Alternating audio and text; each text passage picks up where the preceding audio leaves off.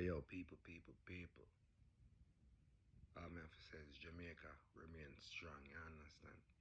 Just with all that is going on in Jamaica with the storm, the hurricane, after everything happened, we see Jamaica not pulled together.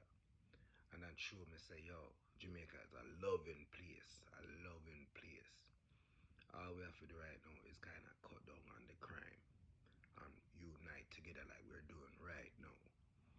Yo, me did down there when the storm are gone.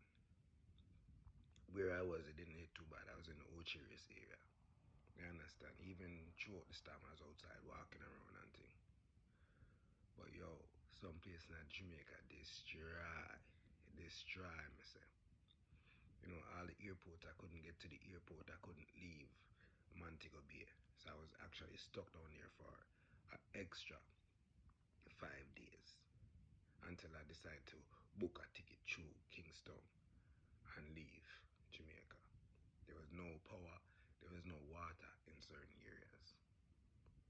But me I say, the love of me see I go on at Jamaica right now with everyone, it is something I'm very, very proud of. I love the city unity. And I know that Jamaica, we can live together and be better.